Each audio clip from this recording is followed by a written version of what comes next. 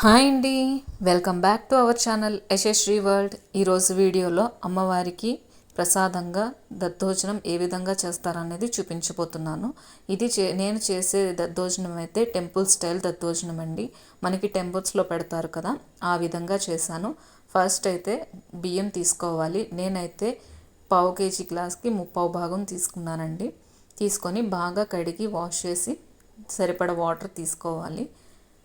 రైస్ని అయితే స్టవ్ మీద పెట్టుకొని ఉడికించుకోవాలి. సన్నని మంటపై ఉడికించాలండి. ఎక్కువ పెద్ద మంట పెట్టకూడదు. పెట్టడం వల్ల తొందరగా ఉడుకుతుంది కదా, పలుకుగానే ఉంటుంది. అదే స్లో ఫ్లేమ్లో అయితే మనకి ఇలా మెత్తగా జారుగా వస్తుందండి. అందుకని సన్నని మంటపై ఉడికించుకోవాలి. ఇలా గెంజి కూడా వార్చిన అవసరం లేదు. వాటర్ అంతా దగ్గర అయ్యాక రైస్ని దింపేసి ఇలా మెదుపుకోవాలి. గరిటెతో దగ్గరికి మెత్తగా చేసుకోవాలి వేడిగా ఉన్నప్పుడే. మనకి జారుగా ఉండాలి కాబట్టి కొంచెం వాటర్ వేసుకొని మనకి ఏ విధంగా అయితే బాగుంటుందో దద్దోజనానికి అలా కొంచెం జారుగా చేసుకోవచ్చు. దద్దోజనం ఎప్పుడు జారుగా ఉంటేనే బాగుంటుందండి. అది గెంజి వార్చలేని రైస్ అయితే నోట్లో పెట్టుకుంటే అలా జారిపోతుంది. ఆ టేస్ట్ కూడా టెంపుల్ స్టైల్లో టేస్ట్ కూడా వస్తుందండి. అందుకని గెంజి వార్చకుండా అలానే మెదిపేయాలి. తర్వాత 1 కప్పు వరకు పెరుగు తీసుకోవాలి నిండుగా. ఆ పెరుగు గడ్డలు లేకుండా మెత్తగా జారుగా చేసుకోవాలండి. స్పూన్ పెట్టో లేకపోతే కవ్వంతోనో బాగా చిలుక్కోవాలి.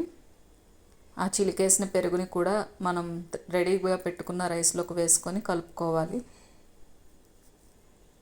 సరిపడా సాల్ట్ వేసుకోవాలండి. వేసుకొని బాగా కలిపేసుకోవాలి. నాకు ఈ రైస్కి అయితే స్పూన్ నిండుగా ఒక స్పూన్ వరకు పట్టింది సాల్ట్. కరెక్ట్గా సరిపోయిందండి. తర్వాత మనం పోపుకి రెడీ చేసుకోవాలి. కొంచెం నెయ్యి వేసుకొని, ఎక్కువ వేసుకోకర్లేదండి, కొంచెం చాలు. 1 స్పూను, అర స్పూన్ వరకు జీలకర్ర, 1 స్పూన్ వరకు ఆవాలు, మినప్పప్పు, 1/2 స్పూన్ మినప్పప్పు, 1/2 స్పూన్ వరకు శనగపప్పు, 1 ఎండుమిర్చి వేసుకొని కొంచెం వేగనివ్వాలి. క్రిస్పీగా అయ్యేటట్టు వేగనివ్వాలండి. తర్వాత కరివేపాకు, మనకి దద్దోజనంలోకి సరిపడ పచ్చిమిర్చి, అల్లం ముక్కలు. అల్లం తరుగు అయితే ఇంకా బాగుంటుందండి ముక్కల కన్నా. పిల్లలు కూడా పక్కకు తీసి పెట్టరు, అలానే తినేస్తారు. హెల్త్కి కూడా మంచిది అల్లం వేయడం వల్ల. వేసి బాగా కలుపుకోవాలి.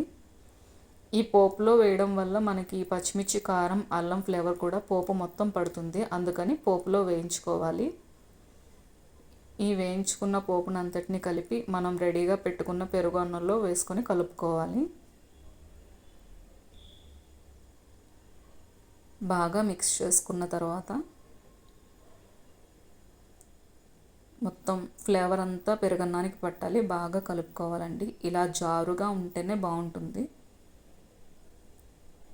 దగ్గరగా అవ్వకుండా ఇలా జారుగా చేసుకోవాలి. మనం రైస్ ఉడికించడంలోనే ఉంటుందండి అంతా. లాస్ట్లో కొంచెం కొత్తిమీర వేసి గార్నిష్ కోసం దానిమ్మ గింజలు వేసుకుంటాం. దానిమ్మ గింజలు మన ఆప్షన్ అండి, కానీ దానిమ్మ గింజలు వేయడం వల్ల రైస్ అయితే పులుపు రాదు. ఎంతసేపు అయినా సరే ఈవినింగ్ వరకు కూడా పుల్లగా ఉండదండి. నార్మల్గా అయితే పెరుగన్నం బయట పెడితే పులుస్తుంది కదా, దానిమ్మ గింజలు వేయడం వల్ల పులుపు రాదనమాట. అంతేనండి, ఎంతో రుచిగా ఉండే దద్దోజనం. పిల్లలు కూడా ఎంతో ఇష్టంగా తింటారండి. ఇలా మనం టేస్టీగా చేసి పెడితే వాళ్ళు ఎంతో ఇష్టంగా తింటారు. చాలా బాగుంటుంది కూడా. నేను చెప్పే కొలతలతో చేస్తే మీకు పర్ఫెక్ట్గా వస్తుందండి దద్దోజనం అయితే. ఈ వీడియో కనుక మీకు నచ్చినట్టయితే ప్లీజ్ అండి లైక్ చేయండి, షేర్ చేయండి, అలానే సబ్స్క్రైబ్ చేసుకోండి. కామెంట్ చేయడం మాత్రం మర్చిపోకండి. Thank for watching.